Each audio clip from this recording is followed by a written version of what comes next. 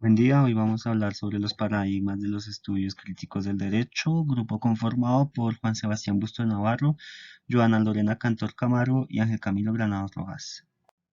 La Escuela de los Estudios Legales Críticos nace en 1977 y su fundador es el abogado Duncan Kennedy, reconocido académico y profesor de la Universidad de Harvard, y ha recibido doctorado honoris causa por parte de la Universidad de los Andes en Colombia y de la Universidad de Quebec en Canadá, además de tener una gran influencia a causa de su movimiento, el cual hoy en día sigue teniendo gran importancia y siendo estudiado en las aulas de las distintas facultades de Derecho de las universidades de cada país.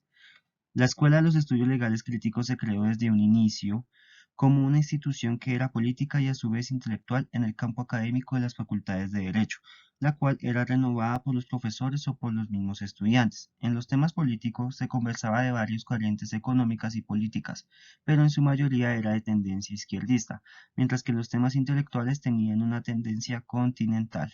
Hablando ya jurídicamente en el plano intelectual, los primeros años de la escuela se basaron en hacer una crítica de la razón jurídica al estilo estadounidense durante la década de los años 70. Era una crítica que abarcaba varias áreas o varios campos jurídicos como el derecho penal, el derecho laboral, los contratos, el derecho internacional, entre otros. Con esta crítica, los distintos miembros de la escuela buscaban descubrir o mostrar el sentido político que había en la práctica del ejercicio que hacían los jueces y juristas. Esta crítica se enfoca en el interior del derecho, como lo son las reglas, los argumentos banales, toda noción básica que tenga que ver con el derecho, ya que, según ellos, estas críticas permiten que se pueda poner más atención a los escritos y fuentes que tienen mayor importancia o prevalencia. Entre 1977 y 1983, la escuela tuvo una gran extensión, ya que muchos profesores universitarios se interesaron en que sus estudiantes, sobre todo los de Harvard, hicieran parte de la escuela con el fin de desestabilizar los metadiscursos que se daban en las facultades de Derecho sobre Ronald Dworkin. El movimiento o la escuela fue calificada como una escuela extremista por la gran influencia que había en las aulas, lo que provocó que eventualmente fuera rechazada por muchos, pero siendo considerada seria para los académicos y estudiosos del derecho. En el 83 comienza una etapa denominada por ellos como el debate sobre los derechos de la persona. Con este debate es cuando surge la teoría dominante de la Escuela de los Estudios Legales Críticos, en el cual se pusieron en duda la validez de esta crítica que estima la importancia de salvar o de reconstruir un programa basado en los derechos de la persona y la tendencia de la escuela a ignorar las cuestiones que les conciernen. En 1992, la escuela entra en su tercera fase, en la que se destaca por la aparición de una nueva generación de estudiantes que estaban interesados en los debates europeos sobre el modernismo y posmodernismo, sobre la teoría literaria americana feminista y antirracista, y el debate sobre la coexistencia de Derrida y de Foucault que se daba en la época. Para este punto, la escuela contaba con un gran poder de izquierda. Abordando el tema de la teoría jurídica, sabemos que éste la conforma el paradigma positivista, interpretativo, consensual y crítico. En esta presentación hablaremos exactamente del paradigma crítico, el cual fue impulsado por Duncan Kennedy. El paradigma crítico se caracteriza porque él no busca estudiar la validez del sistema jurídico. Es a través de diversos autores que se trata de encontrar la respuesta a la pregunta ¿por qué el derecho?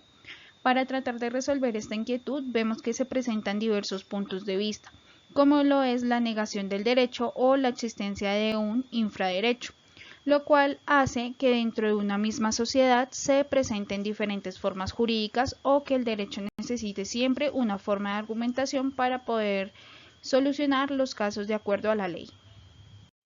Como lo indiqué anteriormente, nos enfocaremos en la teoría de Duncan Kennedy.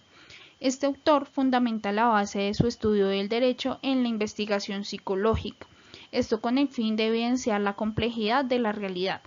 Para este autor, las restricciones presentan, además de un carácter normativo, un carácter institucional, ya que no se puede plantear la diferencia entre casos fáciles o difíciles. Todos los casos son difíciles y debe tratar de llegarse a la sentencia correcta, teniendo en cuenta esto los aspectos objetivos y subjetivos relevantes para decidir. Aún así, debemos tener en cuenta que a mayor rigidez de la ley, el juez tendrá una menor posibilidad de argumentar, y esto es lo que realmente se tiene que tener en cuenta dentro del planteamiento de este autor. Para Duncan Kennedy no hay una verdadera construcción de una teoría jurídica al dedicarse a trabajar los procesos de argumentación e interpretación jurídica del derecho. Inclusive llega a la relación con los tribunales constitucionales, quienes al tener la última palabra sobre la decisión del derecho se encuentran más libres de los controles institucionales, controles que siempre se presentan generando fenómenos de politicidad al momento de expedir los fallos judiciales. Bueno, estos estudios críticos del derecho trabajan entre dos empresas distintas que, si bien pueden ser complementarias, también pueden o suelen estar en conflicto, las cuales Duncan Kennedy denomina el proyecto de izquierda y el proyecto modernista y postmodernista. Este grupo nace de una reunión de varios profesores de sociología, investigadores jóvenes, cuyo fin era hacer una crítica ideológica al derecho. Y ya teniendo esto en cuenta, pues podemos entrar a enfatizar en los proyectos como lo es el de izquierda, que tenía como objeto principal cambiar el sistema existente de jerarquía social, incluyendo sus dimensiones de clase, raciales y de género. Y esta va encaminada a respetar y acudir a una igualdad de participación de un gobierno que también hace una crítica a la justicia y la estructura que hay en la actualidad. Por otro lado, tenemos el proyecto modernista, postmodernista, que tiene como objeto alcanzar experiencias estéticas, emocionales e intelectuales trascendentes en los márgenes de la racionalidad.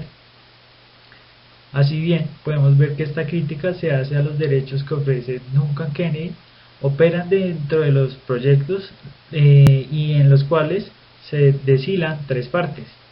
La primera es una narración del rol de los derechos de la conciencia jurídica norteamericana.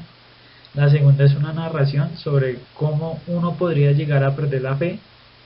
Y tercero es una sugerencia de por qué uno no podría desear formular tal crítica a pesar de ser esto tan poco placentero. Bueno, los derechos del discurso político norteamericano. Entrando a esta síntesis de los estudios críticos del derecho estadounidense, los cuales juegan un rol central en el estilo norteamericano porque hacen parte de una estructura general de este discurso particular, lo cual hace una distinción importante entre los juicios de valor y los juicios fácticos. Estos derechos se dividen en fácticos y valorativos, en donde los valores subjetivos, mientras que los hechos son objetivos. Aunque hay muchas formas de entender estos derechos, nos cuentan que en el discurso político norteamericano todas esas presuponen una distinción básica entre argumentos basados en derechos sobre cuestiones que caen fuera del dominio fáctico, con respecto a lo que debe actuar un gobierno y lo que debe ser un Estado.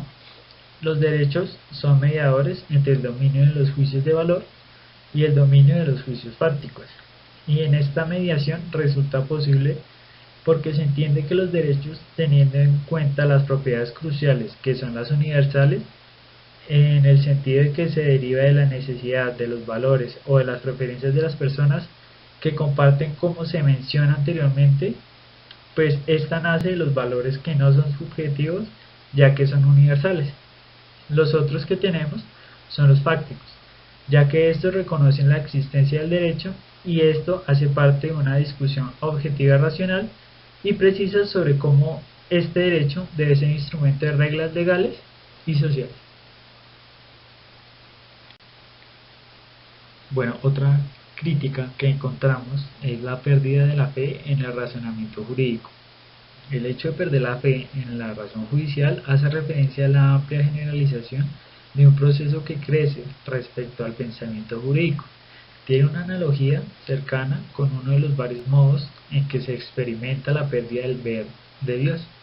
Esta situación del ateo que cree que él, ella o la ciencia ha refutado la existencia de Dios es una analogía a la maximalista, que cree que la teoría crítica posmoderna ha aprobado la indeterminación del razonamiento jurídico. Y bien, como dice Duncan Kennedy, Aunque no es racional una consecuencia de la crítica, la pérdida de la fe no es en absoluto similar a un evento al azar. La crítica puede acabar la fe preparando el momento en que la misma se pierde, y esta puede contagiarse como una enfermedad o expandirse como un incendio forestal. La crítica de los derechos. Bueno, esta crítica trata de hacer una descripción de una serie de contextos que llevan a la pérdida de fe en los derechos dentro del razonamiento jurídico, que es la forma con la cual los jueces discuten sobre la definición y la creación de derechos que están reconocidos mediante el derecho positivo. Estas dudas nacen dentro de los derechos constitucionales que están entre lo interno y lo externo, que van encaminados en dudar sobre el discurso popular de los derechos y los proyectos sofisticados de reconstrucción de la filosofía política. Entendiendo así, el derecho externo es algo que una persona tiene aun si el ordenamiento jurídico no lo reconoce o si es ilegal. Es algo que existe a pesar de los estados, y el derecho interno, que por lo contrario el ordenamiento jurídico sí lo reconoce y sí es legal. Así pues vemos cómo intenta eliminar algunos malos entendidos sobre la naturaleza y las implicaciones críticas de estos derechos. Bueno, entrando a la tesis de la contradicción, tenemos que Duncan Kennedy ha sintetizado una sola contradicción o manifestaciones de la contradicción fundamental. Esto se basa en el individualismo versus el altruismo. Estas parejas conceptuales condensarían las contradicciones normativas valorativas inherentes al ordenamiento jurídico, que refleja el pensamiento jurídico, político y social, e incluso el psicológico y el antropológico del liberalismo. El problema del liberalismo consistiría en que en su seno estarían presentes dos lógicas o espíritus contrastantes, lo que llevaría a la imposibilidad de determinar de manera neutral el contenido del derecho. Es perfectamente posible crear soluciones jurídicas que pongan el acento en el aspecto altruista del liberalismo, aquello que precisamente proponen los estudios críticos del derecho. Según Kennedy, la regulación mediante reglas o estándares o principios jurídicos reflejan esta contradicción fundamental, que por un lado las reglas plasmarían una tendencia por un derecho individualista de normas aparentemente precisas que permiten perseguir el propio beneficio sin más límite de impuesto por aquellas. Y por otro lado, tenemos los principios jurídicos que ofrecerían una imagen de derecho más cercana a una jurisprudencia sociológica que toma en cuenta las condiciones particulares del caso, más atento a la realidad social y a las que ven y reflejan las condiciones particulares de cada caso. También vemos que es posible detectar manifestaciones de la contradicción fundamental en los presupuestos epistemológicos del liberalismo.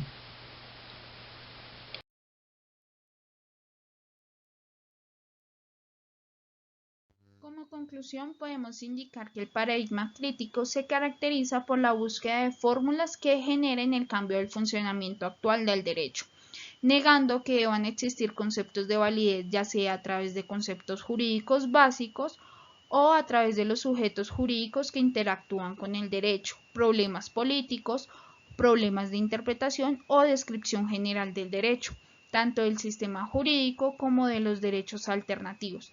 Esto sin olvidar que todavía se mantiene la pregunta: ¿por qué el derecho? Gracias.